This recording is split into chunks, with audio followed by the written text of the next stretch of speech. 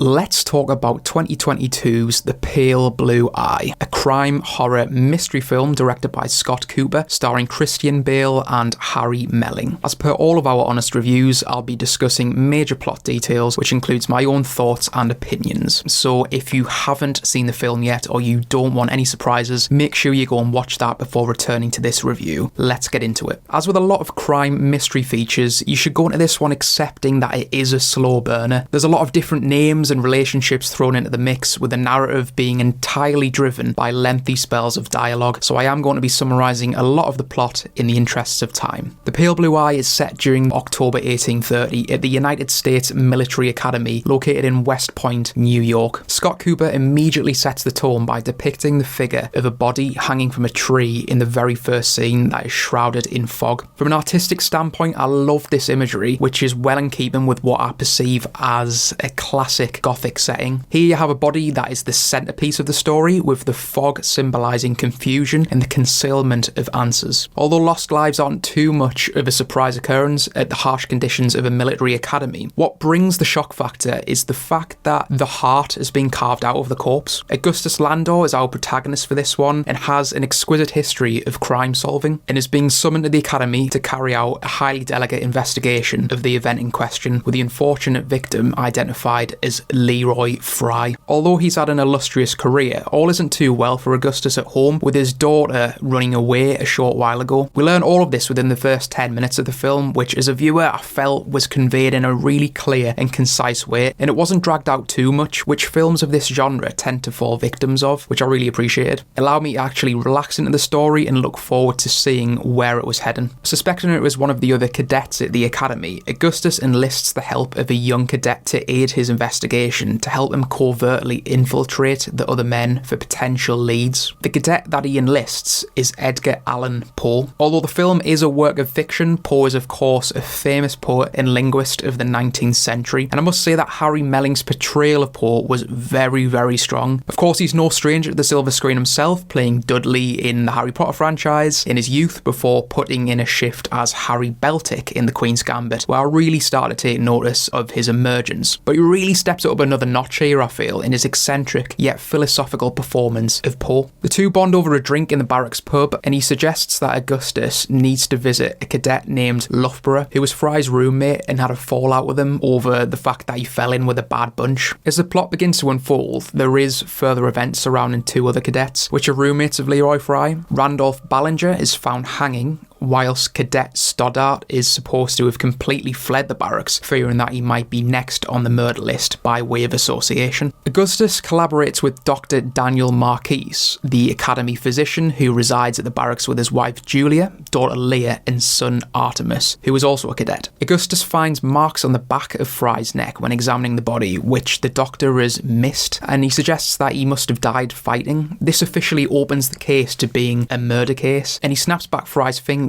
which reveal a torn note clasped to the palm of his hand. Poe tries to decipher the cryptic note that was pried from the corpse of Fry, and comes up with a random piece of logic that suggests Fry was meeting a woman at a cove. He also then goes on to say that the morning of Fry's death, he woke and wrote down a poem that was dictated to him in his sleep by his dead mother of 20 years about a beautiful woman. That very morning he laid eyes on the most beautiful woman he's ever seen, who was crying and screamed of duress. This understandably sent alarm bells ringing to Augustus, who discusses Poe's character with Patsy, a local barmaid who is also Augustus's lover and confidant. And I don't really blame him either. His demeanour is quite strange, and his convoluted delivery of sentences is anything but normal, but I guess goes on to allude how he had a very good career in poetry. At first, Augustus communicates through notes with Poe to keep their alliance a secret, which instructs him to go to the ice house. They proceed to go to the basement once he meets him there, where Augustus thinks that the heart from Fry had been taken to, and they discover that there's triangles and circles that have been drawn on the floor, which appear to have been mapped out for some kind of religious ceremony. Augustus attends the funeral of Fry and speaks to his mother, who hands him Fry's diary to help with his investigation, which Ballinger has apparently mailed to her, instructing her to burn it if she really wanted to. As per all films which require impossible questions to be answered very quickly, they go to Professor John Pepe, who is an expert in rituals.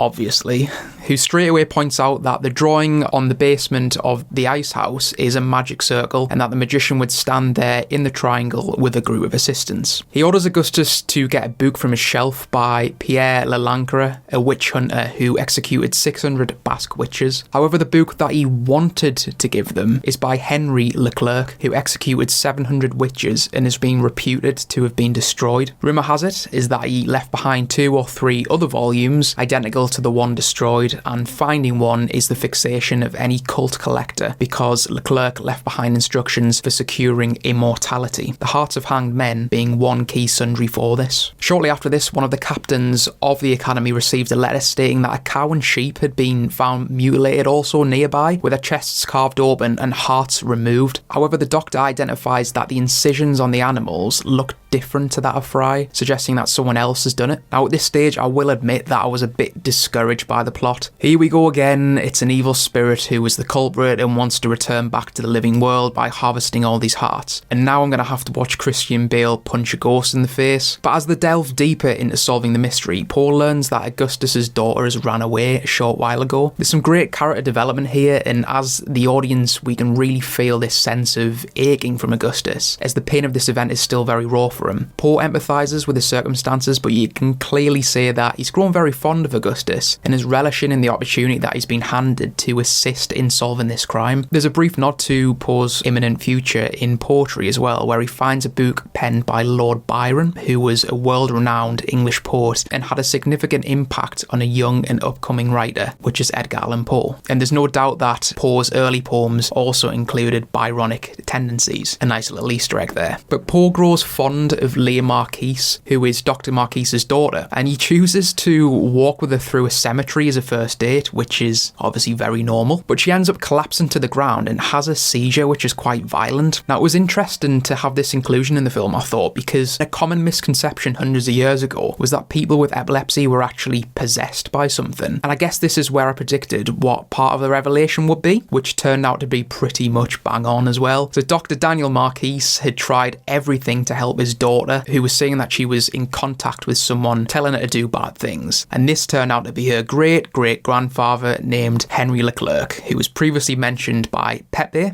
the guy who knows everything, who executed 700 witches and wrote a couple of books. Fantastic. After later returning to the ice house, Augustus finds Poe tied down, with Leah drawing blood, joined by her mother Julia and Artemis, who are all reciting Latin in unison and gearing up to sacrifice a dazed Poe, who was about to have his heart harvest. With films that contain elements of witchcraft, there's always fire, which Pale Blue Eye was no exception to. A blaze breaks out, which Augustus manages to drag Poe away from, and then Leah and Artemis are killed in a very sort of violent manner, being crushed by a falling beam that set on fire. And honestly, I felt like this scene was just a bit of a letdown. It was quite lethargic and predictable. The whole satanic ritual narrative was obvious to me, but I understand how they went down this route initially because it was in keeping with the time period. Thankfully, however, this was just a red herring that was thrown in the mix there, and after the dust had settled, a second plot twist does emerge when Poe goes to visit Augustus at his cabin, stating that he knows what happened to his daughter and how that has everything to do with what has gone on. And it turns out that the daughter was assaulted by 3 cadets one night by the names of Leroy Fry, Randolph Ballinger and Julius Stoddart. Due to the trauma, this led to her throwing herself off a cliff. Augustus was the one who hung Fry, but upon arriving at the academy to see that the body had been mutilated, he cut the heart out from Ballinger to make it look like the same person who had mutilated Fry, and then Stoddart fled in fear. He found Fry's locket on his daughter after the assault, and evidence of Ballinger's involvement in the assault was in Fry's encrypted diary given to him by his mother at the funeral. It's amazing how all these coincidences just come together at the right time. Poe came into knowledge of Augustus's secret by looking at the note that Augustus left him earlier, which told him to meet him at the ice house. The handwriting was exactly the same as the torn note that was in Leroy Fry's hand. Augustus was careless to leave the note with Poe, who eventually deciphered the other half of the truth to the mystery. The fact that Fry's heart had been removed provided the perfect cover for Augustus, who attempted to replicate this and establish a manufactured pattern of events by doing the same to Ballinger and then mutilating mutilating some animals. Poe threatened to turn in Augustus, but decided against it by burning his confession letter. It was obvious that he'd grown attached to Augustus through the time that they'd spent together solving the mystery, and didn't want to see him suffer the consequences of orchestrating his own justice. It was a strong concluding interaction between our protagonists, which I felt summed up the film. Harry Melling was brilliant and stole the show for me. Christian Bale again gave another strong performance, but they were ultimately capped by what I thought was a mediocre script, which I felt lacked any real impact. Yes, the backstory of the daughter was very difficult to predict in the end and produced a decent curveball, but by the time we got to that, I just wasn't invested enough to care because the previous hour and 50 minutes were quite tough to get through. However, I did enjoy the dark, gothic 1830s setting, which to be fair, looked absolutely gorgeous on screen. But those are just my thoughts and opinions on The Pale Blue Eye. Let me know if you agree or disagree with anything that I've said down in the comments, and please like the video and subscribe to the channel. I've been Hugh from Unleash the Ghouls, and I'll see you next time for another honest review.